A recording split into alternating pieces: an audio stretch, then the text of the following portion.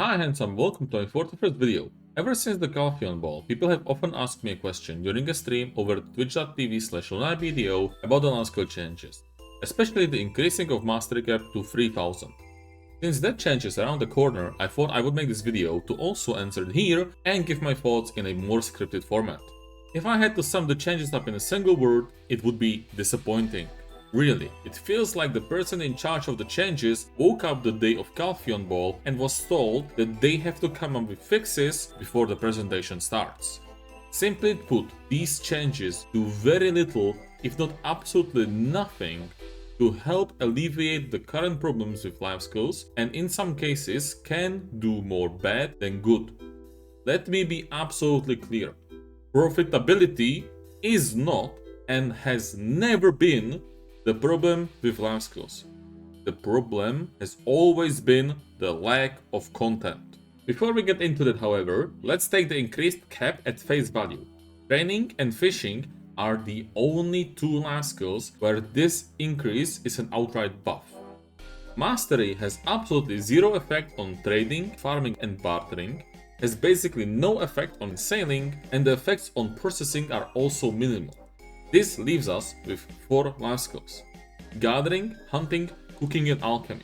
Since these 4 are intrinsically linked, let's discuss them all together because this is where the biggest problem of the change rears its ugly head. These 4 Lifeskills share the same problem. Your silver per hour of all of these is for the most part determined by supply and demand. The demand for specific meals and elixirs from cooking and alchemy respectively will determine the demand for the ingredients you get from gathering and hunting and vice versa. Now, this is not a problem on its own, but here's the thing. The increased mastery cap lowers the demand and increases the supply. BA have been doing this time and time again. It seems like every time the community cries out for lifeskill buffs, this is their way of fixing it. Most recently seen with the way they buffed mobs in Narcion and improved the shadow line rotation. Now, it is obvious how this increases supply, but how exactly does it lower demand? I mean, it should be obvious as well, but if I spend an hour of my time hunting or gathering, and I leave with 20,000 meat, but I require 25,000 for my cooking session, I will either need to spend the extra time getting them myself or buy them from the market. However, if I make that 25,000 meat an hour on my own, I no longer need to do that. Even better, if I need 25,000 meat and I get 30,000 in the hour, I can either keep them for later, which removes my future demand, or I can sell them, which increases the supply. If enough people do this, you get to the point where there is basically no reason to sell these items due to the massive drop in price that accompanies a low demand, high supply economy. In an ideal world, this would mean that over time the price goes back to normal and over time the cycle resets, but this is not really the case in BDO. What actually happens is that the hardcore Lifeskillers don't really stop gathering or hunting for these things, amassing insane amounts of these items, and then they just sit on them and wait for the rise in price, which is when they unload as much as they possibly can into the market in one go, crashing it all the way back down. The market is then basically manipulated by these oligarchs, and if you want to get into a market yourself, you're either going to have to take a loss or play this market manipulation game with them. Or you can do what most people do: gather the items where the demand still outweighs the supply. Sadly, there are fewer and fewer of them every year. At this point, the only high demand items are lion, snake and scorpion meat, as well as several saps. On the other hand, you have items that will basically never recover, such as every blood from hunting or saps that you can now easily get with workers, which leads me to the next problem that has to get fixed. There is a vast discrepancy between various Lifeskills, and I'm not just talking about a comparison between hunting and gathering. The difference is within those Lifeskills. Just compare butchering to lumbering or any Kamasylvia hunting spot, the ones in Narcion. Even within the same category, the differences are incredible. Compare fir sap to cedar sap, bird meat to lion meat, wolf hide to lizard hide. Things are just not made equal, even if they really should be, considering that there is no difference in the gear you need for these activities or in their inherent difficulty. The reason for this discrepancy really is because of two things. First is that not every material is treated equal by the game in terms of their set, min and max prices. Why is the max price for rough stones 25,000, but for lock only 15? Why is Snowfield Cedar Sep max price set at 40k, Puja Sep at 30, but most other Seps at 21? Knock and nickel ore max price is 8,000, but vanadium and titanium is 10. Cuckoo bird blood and worm blood max price is nearly 21,000, but cobra blood is almost 4,000 higher despite these types being interchangeable with each other.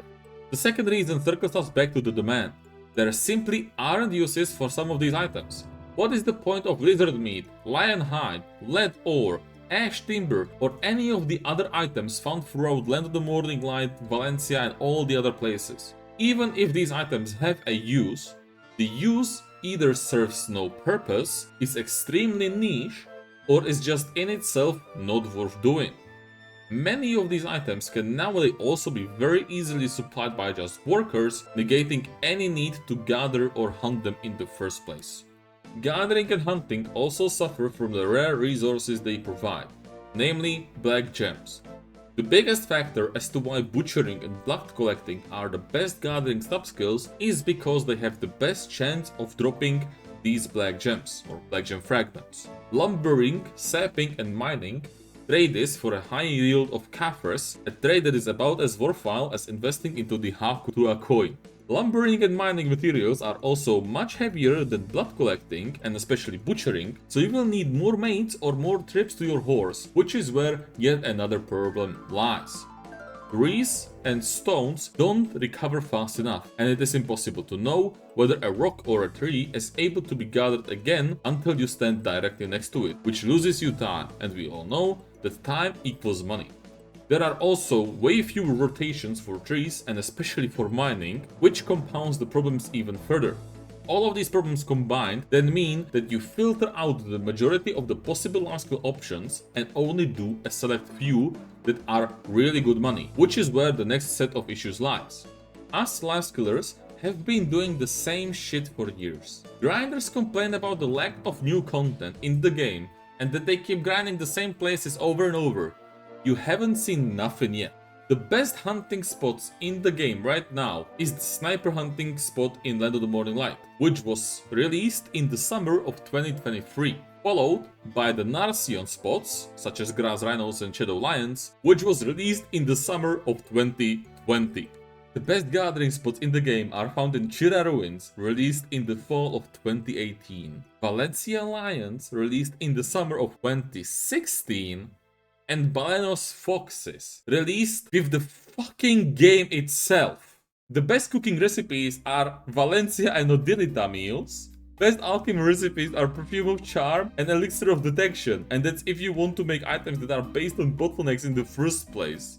What's even worse is that people talk about the new accessories and 3000 mastery as a way of getting back progression for life skills. And to an extent they are correct, as long as your only means of progression is gear.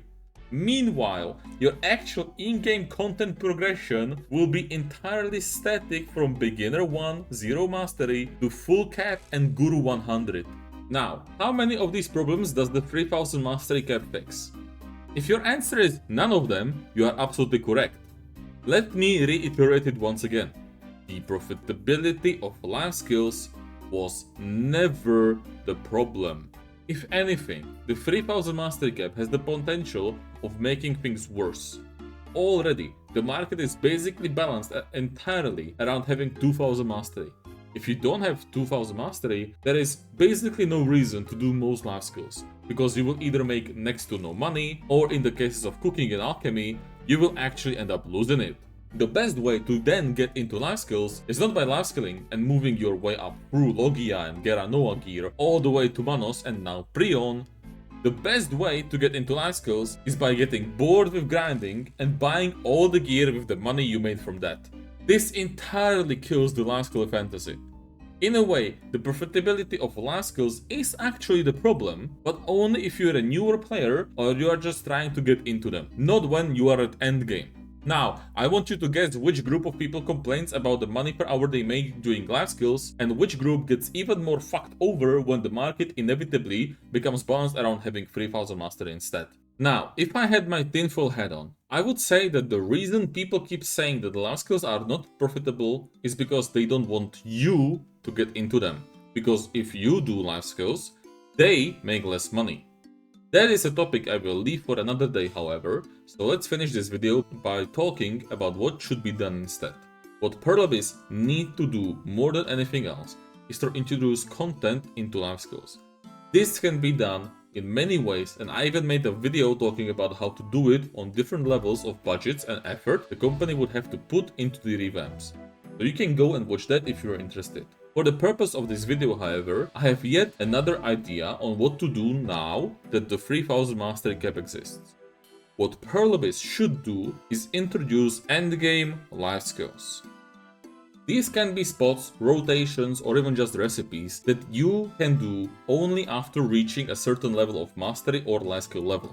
This already kind of exists in the game with certain recipes requiring a certain level in cooking, processing, and alchemy. So why should not we enhance it even further and make recipes that you can only make if you have 2000 mastery in cooking or more, or hunting spots where you need a special matchlock to harm the mobs that requires 2000 mastery to use, or a gathering spot where the mobs cannot be gathered until you're Guru 25 or something like that. Possibilities with this idea are basically endless. You can even take it to an absolute extreme and make a spot that requires 3000 mastery but drops Manos accessories or some other crazy item as a reward. Just make it something special, please. Sadly, Perlabase did not announce anything during the Calphian Ball, which kind of tells me that they have no plans in at least the short and medium term to innovate on their life skills and are content doing frankly lazy changes like this. And since this was the only thing that the Choice and Devious document suggested in fixing life skills, and I haven't seen anyone else talk negatively about the change, I think that the community believes that this is how to fix life skills, even if all they do is treat symptoms while making the core issues much worse for everyone involved. That's all I have for you today in this video, handsome. I hope you liked it, even if it was a bit more doom and gloom than my content usually is. Sorry for the long delay in my uploads. I'm still working on a big video I want to release within the immediate future, but the rabbit hole on that one goes very deep. So I decided to make something smaller and easier to create while also touching on a contemporary topic. Remember to like and subscribe, and enjoy your grind.